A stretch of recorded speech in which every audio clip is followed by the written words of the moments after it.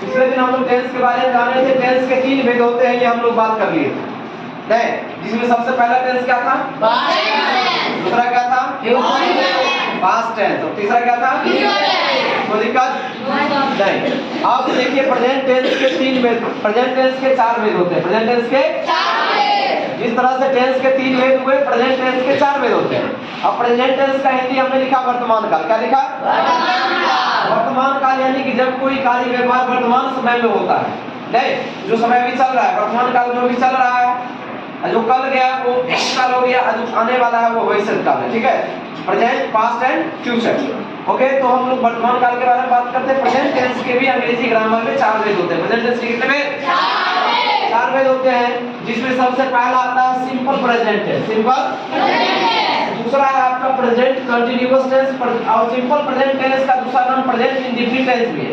आपको कहीं कहीं लिखा जा सकता है प्रेजेंट सिंपल प्रेजेंट टेंस या प्रेजेंट इंडेफिनिट टेंस। उसके बाद present continuous tense. Present continuous tense का दूसरा नाम है प्रेजेंट प्रोग्रेसिव टेंस। इसको कंटीन्यूअस भी कहा जाता है या प्रोग्रेसिव भी कहा जाता है, क्योंकि इसमें कार्य चलता रहता है, प्रोग्रेस में रहता है। और present perfect tense. Present perfect tense माने यह काम खत्म हो चुका होता है ना, इसको परफेक्ट माने फिनिश हो जाना है ना, तो प्रेजेंट परफेक्ट टेंस। और चौथा है present perfect continuous tense. Present perfect continuous tense. तो इस तरह से 4 टेंस है। प्रेजेंट टेंस के कितने भेद? 4 भेद है। अब चारों भेद है तो 4 भेद का कुछ पहचान होगा, चारों में कुछ न कुछ अंतर होगा कि नहीं होगा? देखिए इसमें अंतर क्या है। जो सिंपल प्रेजेंट टेंस होता है इसको अभी ना मोटा मोटी समझना है, बाकी डिटेल्स हम जब इसका अलग अलग पढ़ाएंगे तब समझना। अभी सिर्फ एक मोटी हिंट हम बता देते हैं। मोटा मोटी बात क्या है कि सिंपल प्रेजेंट टेंस जो होगा उसका पहचान है कि उसका जो भी सेंटेंस लिखा रहेगा उसके हिंदी क्रिया के अंत में इसका पहचान है ता है, ती है, ते है इत्यादि लगा रहेगा। जब किसी हिंदी क्रिया के अंत में, जब किसी वाक्य के हिंदी क्रिया के अंत में ता है, ती है, ते है लगा हुआ है, इसका मतलब समझिए वो वाला आपका सिंपल प्रेजेंट टेंस का है। जैसे यहाँ लिखा हुआ है कि वह क्रिकेट खेलता है, वह क्रिकेट खेलता है। देखिए खेलता है के अंतिम में क्या है? ता है ना, वह क्रिकेट खेलता है। तो वह खेलता है, लेकिन वह अभी खेल रहा है या नहीं खेल रहा है इसकी गारंटी नहीं है, लेकिन वह क्रिकेट खेलता है। तो ये हो गया हमारा सिंपल प्रेजेंट टेंस में। दूसरा सेंटेंस देखिए, दूसरा आपका स्ट्रक्चर है कि प्रेजेंट कंटीन्यूअस टेंस है, present progressive tense. Present continuous tense है, प्रेजेंट प्रोग्रेसिव टेंस का जो है पहचान है रहा है, रही है, रहे हैं। इसमें क्या होता है कि जिस समय वक्ता उस समय काम, जो सब्जेक्ट होता है कर्ता उस समय काम कर रहा होता है। इस सेंटेंस से ये बोध होगा कि जिस समय बोला गया उस समय वो क्रिया क्या थी? जारी थी, प्रोग्रेस में थी। इसलिए इसका पहचान है कि प्रेजेंट कंटीन्यूअस टेंस या प्रेजेंट प्रोग्रेसिव टेंस का पहचान है इसकी हिंदी क्रिया के अंत में रहा है, रही है, रहे हैं, इस तरह का लगा हुआ रहता है। अब इसका उदाहरण से समझते हैं। देखिए लिखा हुआ है कि वह क्रिकेट खेल रहा है, यानी यह क्रिकेट अभी खेल रहा है, वर्तमान में क्या कर रहा है? अभी खेल रहा है। जिस समय कर्ता कह रहा है उस समय यह क्रिया हो रही है। देखिए खेल रहा है, अंतिम में रहा है, अंतिम में रहा है। जब रहा है, रही है, रहेगा तो कौन टेंस कहलाएगा? बोर्ड पे देखो प्रेजेंट कंटीन्यूअस टेंस। ठीक है, और उसके बाद तीसरा है आपका क्या? Present perfect tense. तीसरा क्या? Present perfect tense. अब प्रेजेंट परफेक्ट टेंस का पहचान होता है इसके हिंदी क्रिया में चुका है, चुकी है, चुके। प्रेजेंट परफेक्ट टेंस के हिंदी क्रिया में क्या आएगा? बात समझ में आ रहा है?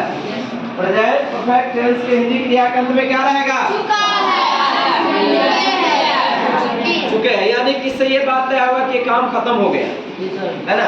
तो जैसे यहाँ लिखा था कि वह क्रिकेट खेल चुका है, वह क्रिकेट खेल चुका, लास्ट में क्या है? चुका है। तो जब क्रिया वह क्रिकेट खेल चुका है यानी चुका है यानी काम खत्म हो गया है, अभी जस्ट खत्म हुआ है, तो इसको सिंपल, इसको प्रेजेंट परफेक्ट टेंस में रखते हैं। और सबसे चौथा है लास्ट में प्रेजेंट परफेक्ट कंटीन्यूअस टेंस। देखिए प्रेजेंट परफेक्ट कंटीन्यूअस टेंस को थोड़ा गौर से समझिएगा। प्रेजेंट परफेक्ट कंटीन्यूअस टेंस में क्या रहता है? इसके हिंदी क्रिया के अंत में भी रहा है, रही है लगा रहता है, कंटीन्यूअस में भी रहा है, रही है, और परफेक्ट कंटीन्यूअस में भी रहा है, रही है, लेकिन दोनों में अंतर है। इसमें सिर्फ रहा है, रही है, रहे हैं रहेगा, लेकिन उसी में अगर यदि पॉइंट ऑफ टाइम या पीरियड ऑफ टाइम दिया हुआ रहेगा, मतलब सर अब पॉइंट ऑफ टाइम क्या होता है, पीरियड ऑफ टाइम क्या होता है, ये बता देते हैं। टाइम दिया हुआ जब कोई समय दिया हुआ, जब कोई समय दिया हो, क्रिया होने का समय दिया हुआ, देखो इसमें सीधे लिख रहा हुआ क्रिकेट खेल रहा है, लेकिन कब से खेल रहा है ये पता है? नहीं पता। लेकिन इस सेंटेंस को देखें कि वह 4 बजे से क्रिकेट खेल रहा है। कब से क्रिकेट खेल रहा है? कब से खेल रहा है? 4 बजे से क्रिकेट खेल रहा है। यहाँ पर समय आ गया, पॉइंट ऑफ टाइम आ गया। अब पॉइंट ऑफ टाइम इसको जब कोई निश्चित समय दिया हुआ हो, 4 बजे से, सोमवार से, मंगलवार से, जनवरी से, 2005 से, 2010 से, ये पॉइंट ऑफ टाइम। ये क्या है? पॉइंट ऑफ टाइम है।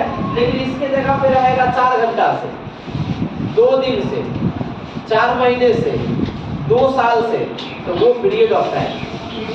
उसमें फिक्स बातें नहीं कह रहा है, उसमें क्या कह रहा है कि 2 घंटा से, लेकिन कौन सा 2 घंटा ये तो पता नहीं है। वो एक 2 घंटा का पीरियड के बारे में बता रहा है, 2 दिनों से एक पीरियड है। तो जब पीरियड ऑफ टाइम कहेंगे किसको? 2 दिन से, 4 दिन से, 2 महीने से, 4 महीने से, 4 घंटा से, है ना, 2 साल से, वो हो गया पीरियड ऑफ टाइम।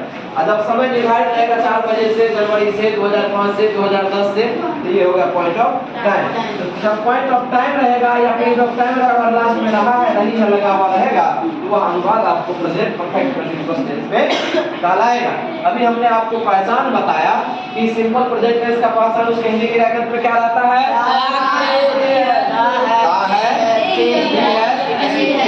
ठीक। प्रेजेंट कंटीन्यूअस टेंस के हिंदी क्रिया पद में क्या रहता है? रहता है। प्रेजेंट परफेक्ट टेंस के हिंदी क्रिया पद में क्या रहता है? चुकी है, चुके रहता है। और प्रेजेंट परफेक्ट कंटीन्यूअस टेंस के हिंदी क्रिया पद में क्या रहता है? और पीरियड ऑफ। यहाँ तक समझने में कोई दिक्कत किसी को? एनीबॉडी? Okay, thank you.